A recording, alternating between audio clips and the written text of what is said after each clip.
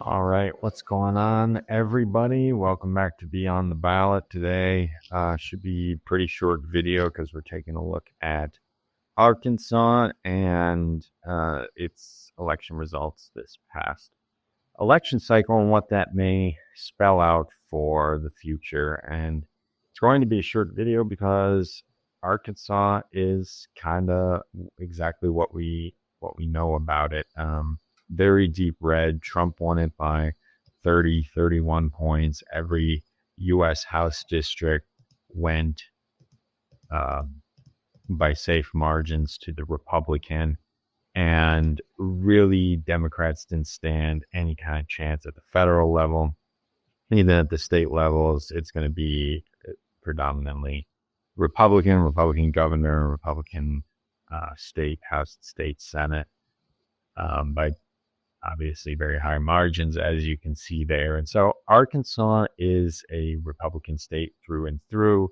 And there really aren't a lot of inroads in terms of where Democrats can really grow to make this state more competitive. I mean, you see the map here, and you see that in Little Rock, Harris won that. So Pulaski County, Jefferson County, but you just see how deep red everything else is. But perhaps what's interesting is we do see maybe to some degree a leftward shift in states surrounding Arkansas. So early polling in the 2024 election actually had Mississippi very close. This is what it ended up looking like at the House level. But even there, you still see a strong Democratic district and a safe Democratic district. And the same goes for Tennessee. Tennessee looked like this. Oh man, can't click. There we go. That's what Tennessee looked like. And so obviously we know what the South looks like for Republicans is a very big stronghold. But if we start to see movement in, for example, Tennessee or Missouri, Missouri and Kansas, both at the state levels, have been trending left. Some people say that that's due to the abortion issue becoming more prominent and that being pushed down to the state level. People look at that as one of the primary drivers of maybe some of the leftward shifts we see in red states at the state level.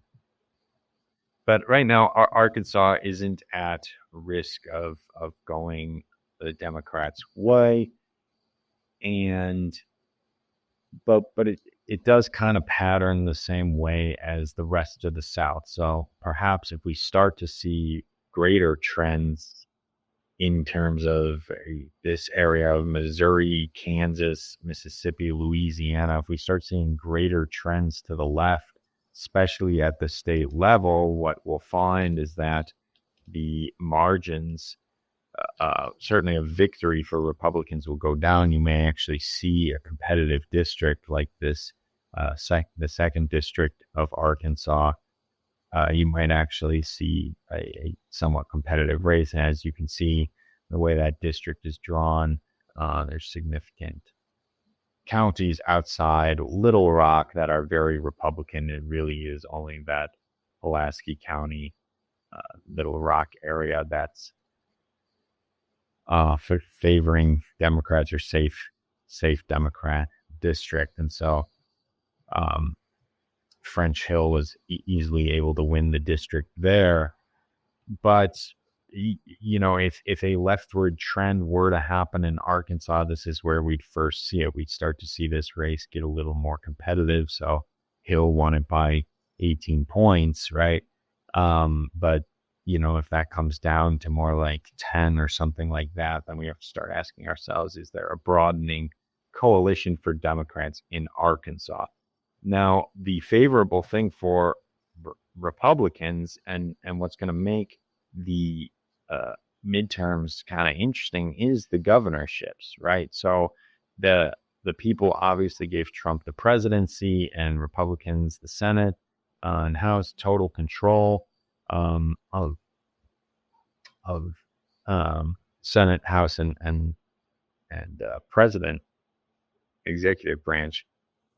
And we know that conservatives, sort of are winning the Supreme Court, so they own really all branches of government in a way. I mean, I know the court is supposed to be nonpartisan or bipartisan, but it's sort of been politicized in a way to where we talk about it as favoring conservatives and Republicans. And Trump appointed, 3 of the people on there. So obviously they're favorable members of that court to Trump generally. And so, Republicans really do have a mandate to do whatever they want. And but in the midterms, we see people vote, sort of against the party in power. A lot of times we'll see changes in control of the House and changes in control of the Senate. But the interesting thing, and this is getting, perhaps too deep into a different video than one about Arkansas, but if we look at the Senate map for 2026, it's a very favorable map for Republicans, because if we just fill this out, right, we know all the safe Republican states, what those are going to be.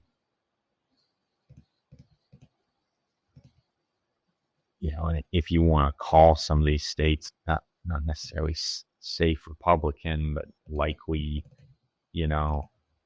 stuff like that, they already there have 51. And those are just the classically conservative states. That's not counting how a Michigan could vote, or a Virginia, or North Carolina, or Georgia. So Republicans in the Senate are in very favorable position, even for the midterms.